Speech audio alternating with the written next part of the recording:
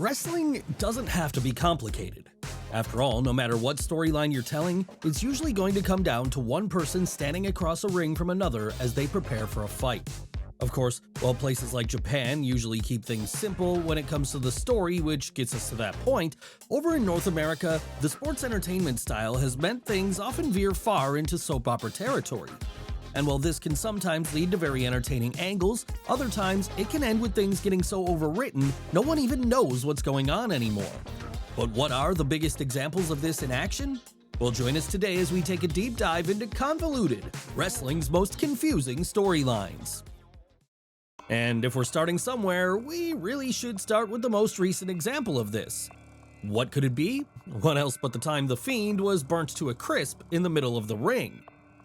Yes, the Fiend, like any of Bray Wyatt's gimmicks, had the potential to be something truly awesome. And at various points during the character's run, such as his debut feud with Finn Balor and the Firefly Funhouse match with John Cena, he was. Still, it didn't stop the whole thing from getting so convoluted at various points that many fans eventually turned on Wyatt altogether. And few moments represent the overwritten mess it became better than the saga of when he was burnt alive by Randy Orton. You heard us right. As a silver lining of filming in front of no fans inside the Thunderdome during 2020, it meant WWE was able to get away with being far more cinematic in how they presented things. And one of the ways they tried to take advantage of this was to have the Viper get revenge on his eternal foe, the Fiend, by burning him to a crisp at that December's Tables, Ladders, and Chairs pay-per-view. Of course, in reality, this had all been done with clever camera cuts and life-size dolls, but for the fan watching at home, it looked real enough at first glance, and so led them to wonder where exactly this story was going next. Unfortunately though, where the story ended up going wasn't very good, as by the new year, Orton was spewing black liquid from his mouth after apparently having been cursed by Wyatt from beyond the grave. Yes, this one didn't work with Papa Shango in 1992, so the attempt to make it work in 2021 left fans wondering if Vince McMahon had truly lost his mind. And it wasn't just the black vomit which made them think this, because by February, Bray's own Harley Quinn, Alexa Bliss, faced Randy in a one-on-one match. And during that match, once the Fiend made his inevitable return, now looking like a French fry which had been left in the oven for too long, he was even able to help her get the win. But at least if there was a payoff to this whole thing, it might still have salvaged it yet. Sadly, however, the payoff only left people with even more questions, as at WrestleMania 37 1 month later, the babyface finally overcame his foe in under 6 minutes when Alexa Bliss appeared at ringside on top of a giant jack-in-the-box, seeping black goo from her forehead and distracting her master in the process. Why had she done this? We'd never find out, because following the event, Bray was released from his contract. Yes, as if it wasn't bad enough that this one got so overly convoluted, it didn't even give us a proper payoff at the end. And sure, some would argue that the fact that fans weren't there for the majority of it hindered the angle from reaching its full potential. That said, the same excuse can't be given to another overwritten mess which took place a couple of years prior, as it was in 2018 that Dean Ambrose turned heel on The Shield. In retrospect then, we can be thankful that AEW came along and allowed Ambrose to become Jon Moxley, because if he had to spend the rest of his career playing this wacky uncle character, people would be looking back on him far less fondly in years to come. Of course, even during the worst of his babyface run in New York though, his supporters always knew he had that heel turn in the chamber, one which, when used, would surely see him return to that sadistic old side of himself. Unfortunately though, when that turn finally came on the October 22, 2018 episode of Raw, it already started off in poor taste, as it happened on the very same night Roman Reigns announced he was battling a serious illness. Still, this didn't mean it couldn't have worked had the company veered away from that and instead just had Dean play the violent madman during his subsequent feud with Seth Rollins. In the end, however, rather than keep things simple and play to the future AEW World Champion's strengths, WWE decided to overthink the whole thing by writing Ambrose to come out on subsequent episodes of Raw wearing a gas mask, with his reasoning being that the fans in attendance stank too much for his tastes. Hell, at one point, in a now infamous segment, he'd even get an inoculation in his rear end so as to protect himself from these live audiences and any germs they may have had. But that wasn't why this segment was so bad in hindsight. No, this one ranks up there among the worst ever, because not only was it the moment many fans gave up on Dean ever being good in WWE, It was also the moment Ambrose himself decided he would not be renewing his contract when it came up the following year. That's right, rather than just having it be Rollins looking for revenge against the man who betrayed him, the very same way the storyline had played out in a flipped manner a couple of years prior. This one was so overwritten it eventually led to 1/3 of the Shield leaving the company and going on to join the competition. So from that point of view, it has to rank up there amongst the biggest screw-ups from the WWE creative team in recent memory. Not that it's the biggest screw-up ever though, because if we're looking for another strong contender to this crown, we have to cast our minds all the way back to 2000 when Rikishi did it for The Rock. Yes, in late 1999, in order to write Steve Austin off of TV so he could go and get neck surgery, WWF created a storyline where a mystery assailant ran the rattlesnake over in a parking lot and left him for dead. And this led to fans everywhere speculating about who this driver would end up being revealed as. Would it be Triple H? Would it be Vince McMahon? Would it even be The Rock? Well, in the end it was none of those, because it was determined by Mick Foley on the October 9th episode of Raw that year that Rikishi had been the man behind the wheel. The biggest problem with this, of course, was that Rikishi wasn't even on the main roster at the time of the attack.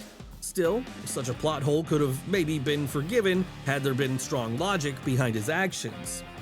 In the end, though, that would prove to be wildly overthought too, because rather than just saying he wanted to take out Austin so he could make his own path to the main event that much easier, Rikishi argued that he did it for his cousin, the Great One himself. As he saw it, getting the rattlesnake out of the way meant Rocky would be able to rise to the top of the company as its face, something which, in his defense, did actually happen. Still though, it was a very convoluted way of going about it, and fans evidently felt the same way too, because after Austin brutalized his attacker during a no-holds-barred match at No Mercy later that month, the whole thing was rewritten to instead reveal that Triple H had been the mastermind behind the entire thing all along. Why had he hired Rikishi to do his dirty work? Well, he also wanted Austin out of the picture so he could rise to the top of the company. Of course, by then, there were so many layers of people using others to screw others that none of it really made any sense anymore, and the company stopped referring to the entire angle by the time the new year came. It's just a shame we can't just as easily forget our next example of a convoluted storyline then. Unfortunately though, in the case of The Big Show, his constant heel and face turns have become so much a part of his legend, it's the first thing many people think of when they think of him now. Of course, unless your name is Ricky Steamboat, it's normal for a wrestler to switch alignments from time to time. After all, it can help to freshen things up whenever your character starts to get a little stale. In most cases though, these turns are spaced out by years, allowing them to feel like they make sense when they do take place. Not that anyone ever told this to Paul White, however, because he's gone through so many over the years, it's often hard to tell where he stands at any given time. Seriously, during his 4 years in WCW alone, he'd turn a total of 5 times, and when he arrived in WWF during early 1999, things would quickly get more convoluted, as before fans could get a chance to even understand who he was as a character, he'd have gone from heel to face again, all within his first year on the roster. Then, over the next 3 years, he'd switch alignments a further 7 times. And by the time we got to 2020 and his in-ring career was winding down, his total number of turns would be 35.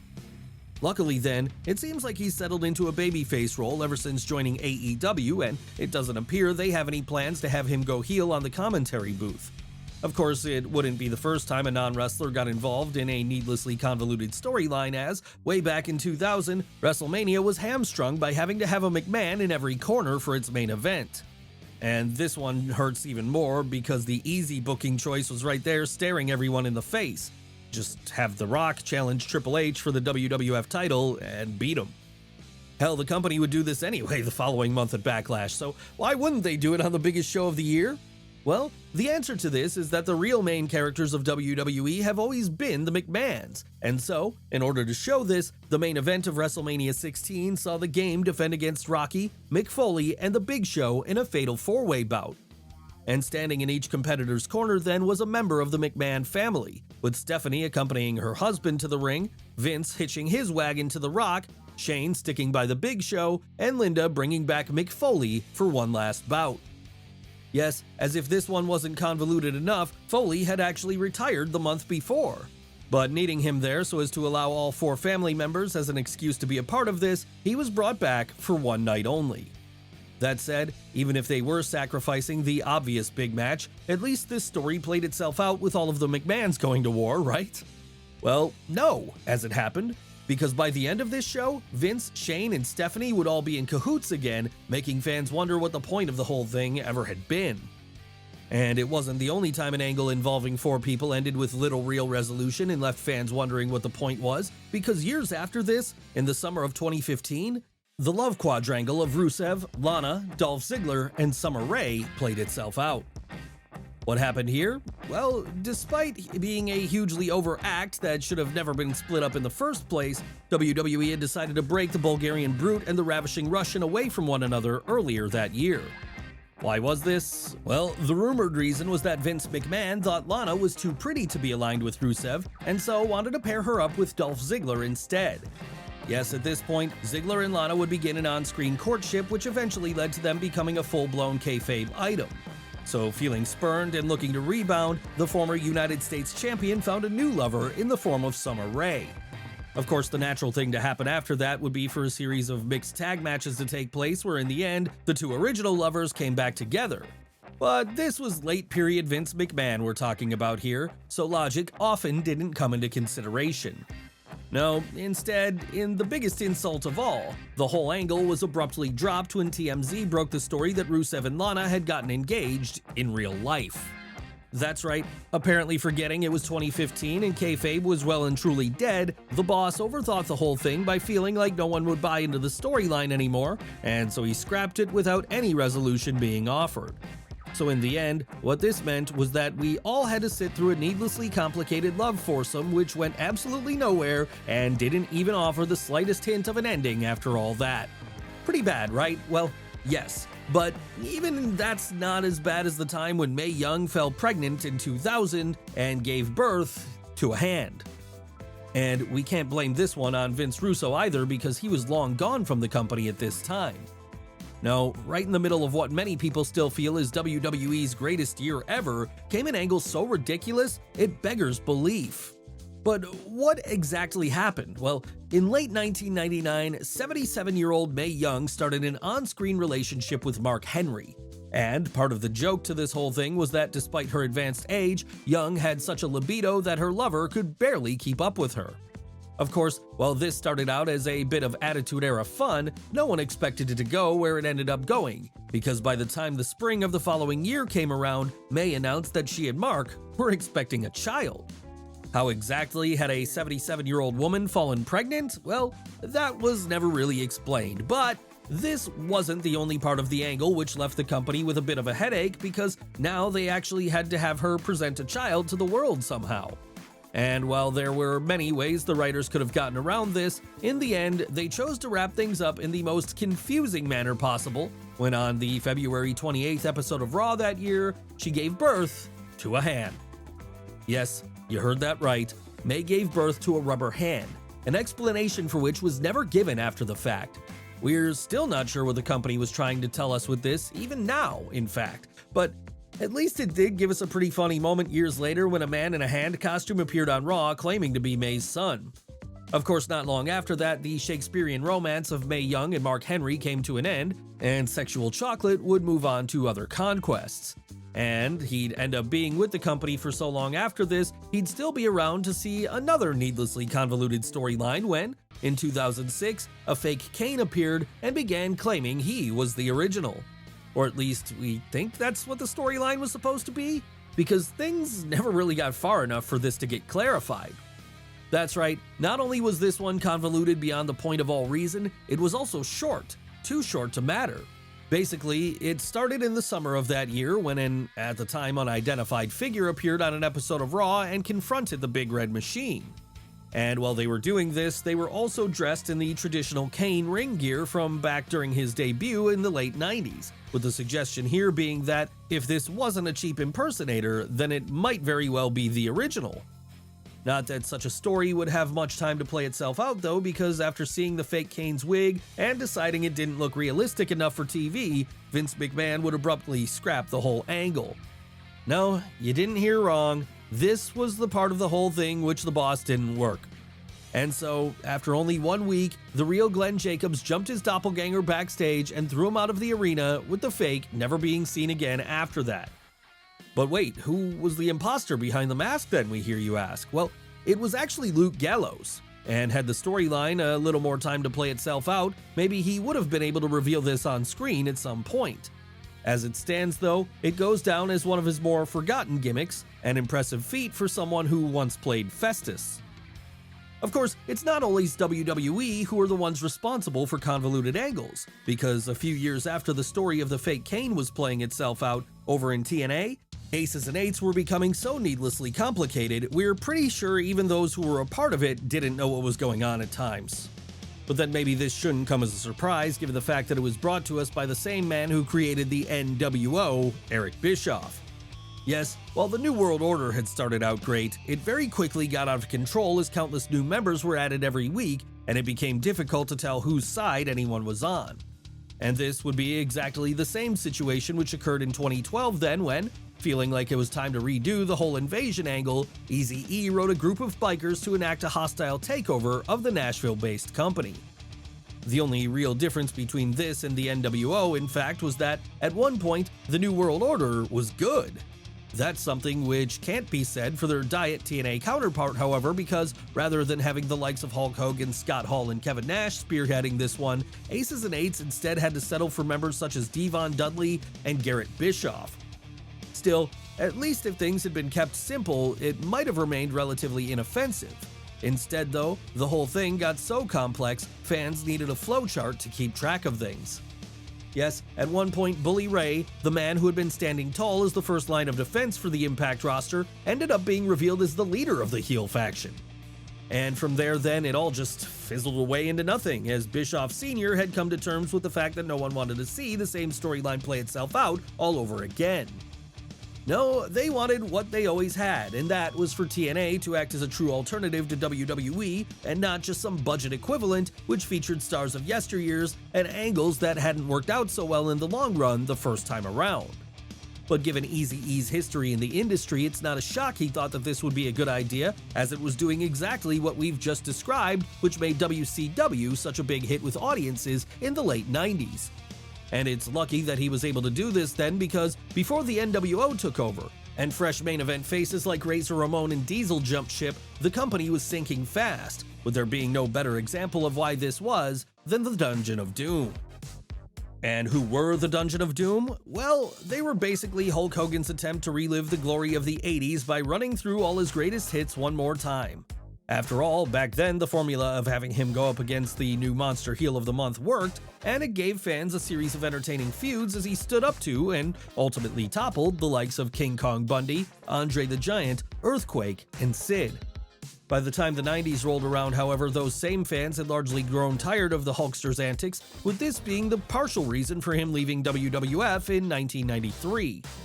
That said, even if he was gone from New York, he wasn't ready to call it a day yet, and so upon exiting, he'd sign a deal with WCW, but this would necessitate the creation of a villainous faction who could oppose him, of course, one which came to be known as the Dungeon of Doom. And amongst their ranks would be the likes of Kevin Sullivan, Vader, the Giant, Ming, and Kamala, just to name a few, with the idea being that each of these would take their turn going after Hogan and eventually falling to him come the end. And sure, it wasn't the best story and the audience didn't appear to have much time for it, but at least it was simple enough and drew some new eyeballs to the company. That was until it wasn't, because soon enough, the whole Dungeon of Doom concept became so watered down that it meant nothing when more and more people joined its ranks. Seriously, over the next couple of years, performers like Lex Luger, Loch Ness, The Zodiac, The Shark, Big Bubba, Hugh Morris, One Man Gang, Conan, and most infamously, The Yeti would all get their turn in the group, with each only serving to make it that much less of a threat as a result. And when Hogan turned heel in 1996 and formed the NWO, it left the cartoon heel faction with even less of a purpose. Not that they'd split up at this point though, no, instead, despite serving no function on the show anymore, they'd continue to remain there, even adding the occasional new recruit to their numbers as well. Thank God it'd be done by 1997 then, and thank God the rest of the angles we've discussed today were also finished up before they could get any more confusing. because if they hadn't, it might have ended up making more than a few fans' brains explode as they tried to figure out what exactly the hell was going on and why.